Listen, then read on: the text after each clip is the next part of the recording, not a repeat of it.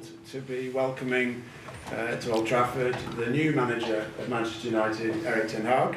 Erik, would you like to make a few remarks to begin with? No, yeah. The other remark is, today I'm happy to meet all.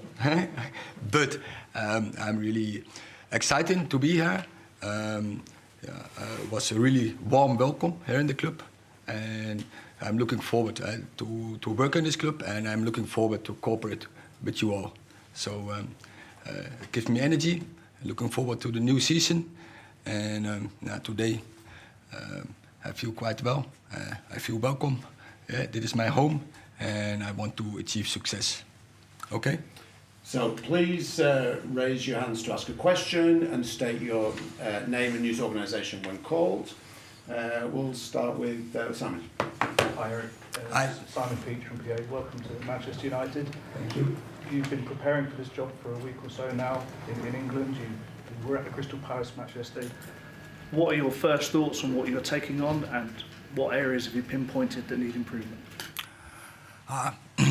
I make analyze, and I think we are in the lead of the process now with this start. Before season starts, we have now a couple of weeks of break. I make analyze, I observe, and I will set, of course, conclusions.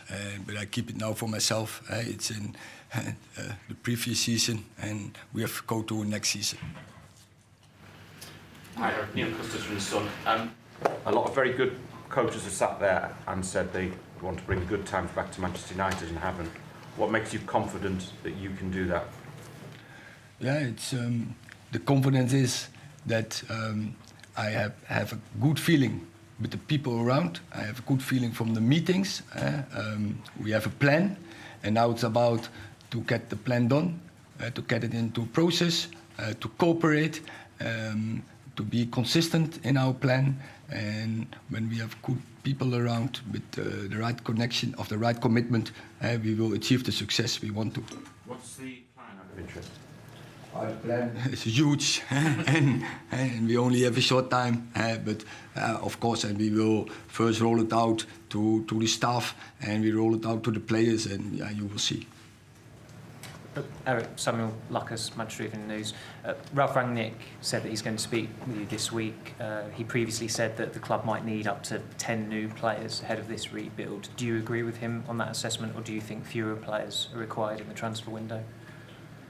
Well, I just said I'm still in the process of analyze and to set conclusions. I'm looking forward to work with this players. The season before, this squad was second in the league, so there is huge potential. So I think if we improve, if we get work with them, I think we can get out more than what now is the result from this season. Yeah. Melissa Reddy, Sky Sports. What have you assessed as the first steps you need to take, the initial steps as manager of Manchester United to change things? Now, the initial steps, what we are now doing is first constructing the staff, constructing a squad, and constructing a good plan. And first is the pre-season plan, what we are now working on. And you say, thinking about the squad and thinking about the staff, there's a lot of restructuring. This is a big job in general, but at the time you're coming in, there's so much change, not just in terms of the squad, but behind the scenes. Are you excited by that challenge, that it seems like it's a blank canvas almost for you? That is on the club. They have to set conditions, and I have work with my squad and to achieve success, and that is what I'm looking forward to. And we have a strategy, and so we have a concept, and we will work on that. There's obviously lots to be done in terms of improving the performance levels, but have you thought about the psychology, changing the atmosphere around the place? Yeah, we always bring in every club. We think about what is in the club, what is in the spirit of the club, and that is what we want to know. But also, and that's why they appoint me as a manager, I have to bring something in the club, a dynamic. And in the top, and we want to achieve top, you have to demand, and that is what we are willing to do. Hi, Eric. David McDonald from the Daily Mirror. It's 9 years since Manchester United won the title. This season they finished 35 points behind Manchester City, so they're kind of further away than ever from winning the title. Realistically, how long do you think it will take before this club is challenging for the title again? Do the supporters have to be realistic about the size of the task you face? I don't think about that in this moment. What we're thinking about is this is a project.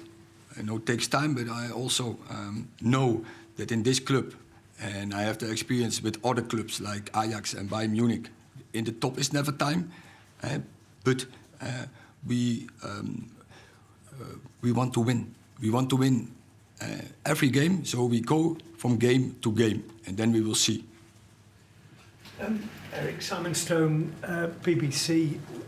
Did you think at all about coming here when you were offered the job? You have a big reputation, a growing reputation, and you're putting it on the line for a club that a lot of people think is not doing very well. It's a bit of a risk for you. I don't see it as a risk. I think this club has a great history, and now, let's make a future. And I'm really exciting to do that with the people around who are in the club. We bring some new people in the staff. We will analyze the squad, and we will go from day to day. Work hard, 100% committed, and then I'm sure we will get a success. Eric, Ian Irvin from Premier League Productions. How much are you looking forward to being in this league, in this country, and challenging yourself against some of the best coaches in the world? How ready for that do you feel at this stage of your career? Yeah, it's fantastic. But I already met big coaches, big teams in the Premier League, so I know how to deal with that. But it's clear the Premier League is the biggest league in the world, I think, and I'm really looking forward to battle with them. Have you spoken to people about what it's like to be here at this club in this league week to week? Yeah, of course, I've spoken with people to get an idea.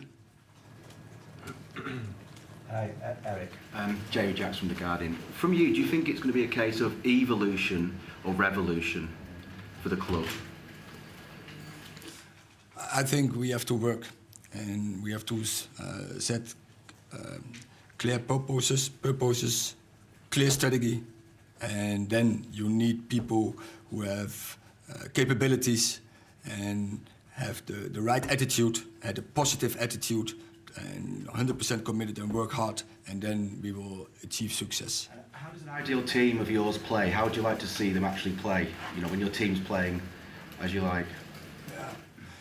It's maybe you have seen Ajax, and I like that, but it's always players dictating the way of play. And now when I have the idea, I will line up my best team. I will line up my players like that they get the best out of them, and that they can go to the maximum, that they feel comfortable in their role, and in the end it's about getting the success together. Eric, James Ducker from the Daily Telegraph. The club have had an interim manager in Ralf Rangnick for the past 6 months, and he's been very vocal about what he feels needs to change at the club going forward. Do you plan to sit down with Ralf and listen very clearly to his findings over the past 6 months that he's established, and do you think you can take something from that, or will you just move on and not speak to him? I think it's part of my analysis. I analyze by myself, I observe, and I speak with a lot of people. But finally, I will draw my own line. And there's obviously plans for Ralf to have a consultancy role with the club going forward. Do you endorse that? Do you support that? Do you think that could be valuable for the club going forward? That is on the club. Ja, Maarten Wijfels van het Algemeen Dagblad. Dag Erik. Maarten. Did you speak to people like Louis van Gaal or Daley Blind? They worked here. Daley Blind was your player at Ajax. And what maybe did people tell you about the culture of the club and the culture of English football? Yeah, as I said before, I spoke with more people who have experience with this club and experts, but finally I will draw my own line. Did you speak to Van Gaal? He was a manager. Yes, I spoke with Louis. I was at his movie. He was at his movie. Yeah, I was at the premiere of his movie. Yeah. Yeah. Thank you. Hi, Eric. It's Ian Ladyman from the Daily Mail. There's a feeling in English football that nobody else will win the Premier League until the Klopp, Guardiola cycle is over and one of them or both of them decide to leave. Do you agree with that? Does everybody else have to wait? In this moment, I admire them. I admire them both. They play in this moment really fantastic football, both Liverpool and Man City. But you will always see that there are an era can come to an end, and I'm looking forward to battle with them. And I'm sure all the other in the Premier League, all the clubs will want to do that. Can that era come to an end before they decide to leave? I think, yeah. Hi Eric, Paul Hurst from The Times. You spoke about the club's history a few moments ago. Do you do a lot of research into the club, and is that one of the reasons why you came here? No, the reason is, although it's a fantastic history, clear, but the reason is that there's a high potential for the future. That's why I'm here. Will you speak with the players this week about what you want from them, or does it wait till they come back for pre-season? No, I don't speak with the players now. They need a break. They need a break to reflect.